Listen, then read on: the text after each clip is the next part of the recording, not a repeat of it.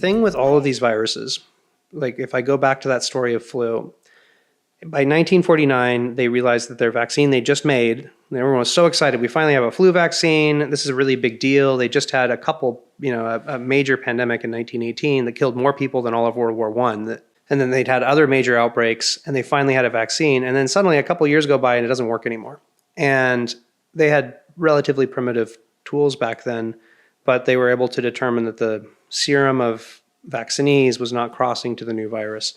And they realized they had to update it. And so they were in this process then of updating every year and occasionally adding new strains like H3N2s. And I think that for a while people thought that's just your tough luck. That's just what we're always going to have to do. That's what we've always felt. Yeah. I mean, we've grown up going, oh, we need another flu shot this year because it's a different strain. But the thing that happened that changed people's opinions about this was in 1993, there was a group that said, hey, you know what? I've been looking at a lot of people's serum, and it turns out there's this one subject that seems like they're producing serum that's crossing not just to one strain, but to a whole bunch of strains. And as the new strains come out, they're crossing to it even though they're new strains. And they went and they isolated individual antibodies that this person was making, and they realized there are these antibodies, individual antibodies that are crossing lots of different strains. And they said that means there must be some conserved site that the virus isn't able to mutate across the strains. And then in the 2000s, like 2000, 2004, 2006, there was this kind of golden age of these papers being published where they were crystallizing. They were using a particle accelerator and a lot of X-ray to be able to figure out the exact location that an antibody would bind to the hemagglutinin and the spike on flu. And they realized that and they started sequencing a lot of flu. And they realized that flu has this Achilles heel. There's really two sites. There's two sites, even though it can mutate most of that spike, there's two spots that it can never mutate. And the reason it can't mutate them is that if it mutates that site, it's no longer infectious. And so these sites are these little... So those are the vulnerabilities. Yeah, and they're always there. And the astonishing thing is like, as soon as people saw that, they're like, if we can just get everybody to focus the immune response against those sites, we'll have a universal vaccine. The challenge was how to get the immune system to focus on it because most of the surface changed and the immune system didn't know to focus on those sites over all the other sites. And people came up, and by the way, they started finding that this was also true in HIV. HIV has multiple conserved sites that cannot mutate. And the main reason, if you think about it, a virus has to infect one of your cells. And in order to do that, it has to dock up against a receptor. And so imagine it's like a spaceship. It can't mutate like the docking seal. Otherwise, it will no longer be able to dock. So that's the docking seal. And so, it's conserved. It has to be unchanged over time. Otherwise, the virus can no longer infect. Because the cells aren't changing. Only the virus is changing. Exactly. And if you can get an antibody against the docking seal, the thing can't dock either. So it's a perfect target. It's just getting the immune system to focus was the challenge. And people came up with a couple hypotheses on what was going on, and they tried some of these techniques and they weren't working. And it was in that context where I started doing that work at Pfizer with the deep sequencing and my kind of combination of population genetics, deep sequencing, and structural biology, where I was looking at these systems and realizing some of the theories on why they would say that these sites were not immunodominant, which just means that the immune system misses them. And they had weird theories for why they were being missed that didn't make sense to me.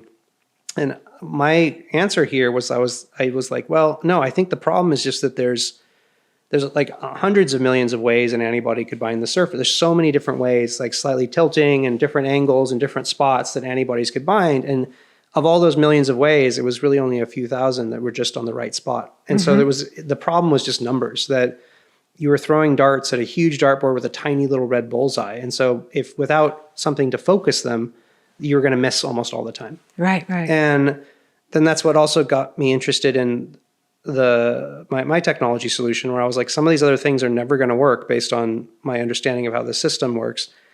And so I thought to myself, what if I were to use evolution against itself here? What if I were to take 100 years, sample like 20 different flu strains from the last 100 years, where it's mutated for a century, and it's mutated just about everywhere it can, but those two sites have not mutated. All these 20 components share those sites. They're identical.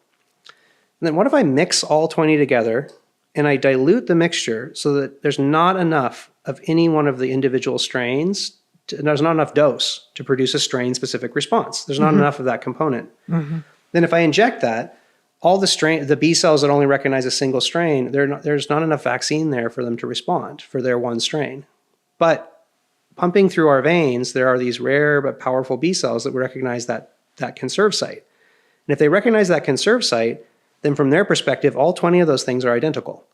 And the conserve site is the Achilles tendon you talked The Achilles about. heel, that's Achilles right. heel. Yeah, there's two on flu. There's one that it needs to bind to the surface, and there's another one where the And it's spike Always changes. the same on all of them. Yeah, they're super conserved. So that when you combine them all, synthesize that, put it all together, you've got those sites. That site's like 20 times higher concentration, 20 times higher dose of that site because they all share that site. They're different everywhere else, but so they then all have it's that even site. more vulnerable. Yeah, and so then B cells that see that site, the antibodies that recognize that site, they grab onto it, and then that B cell it grabs what it recognizes and it pulls it into the B cell, and that gives us a dose of vaccine. Right. And so the B cell that can grab that gets 20 times the dose of the strain-specific B cells that they don't get enough dose.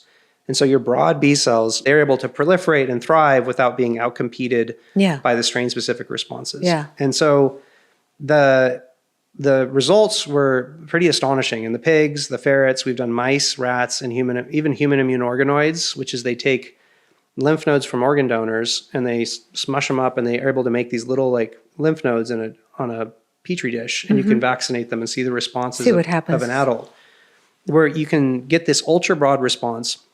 And what was attractive about the technology was, first off, you got to leave, you didn't have to do funky engineering on the proteins. You got to leave them as nature presented them. Because there were a lot of groups that being like, we just need to make the perfect spike. And I was like, there's no such thing. This is nature.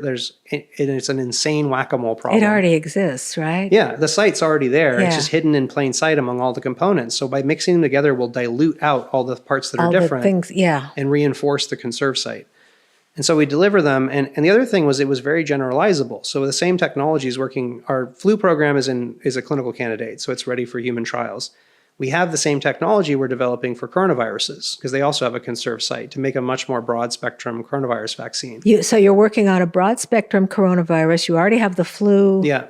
And that's available somewhere in the world? No, it's in manufacturing. Oh, so that's basically the one that's almost ready for human trials. That's okay. Right. And then we're applying the technology now to malaria. We're testing it on HIV.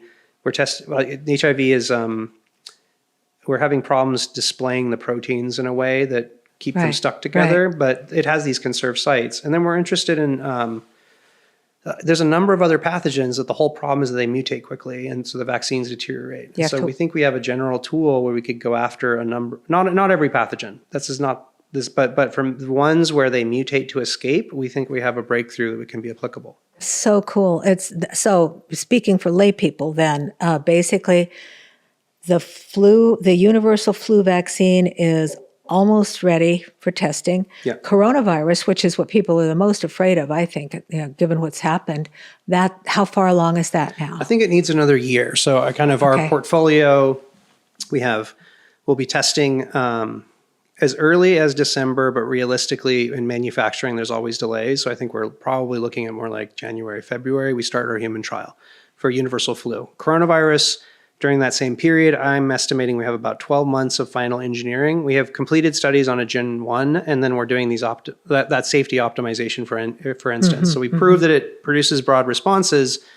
Now we're saying, okay, we have a whole bunch of diverse spikes, adding in a little mutation that makes it so they don't bind to the heart tissue, because we want to make it enhance the safety. Right. And so there'll be a cycle of testing there. And I think we have about 12 months later, we would start manufacturing, and the manufacturing process takes about 12 months. So it's about 2 years from now that one would go into human.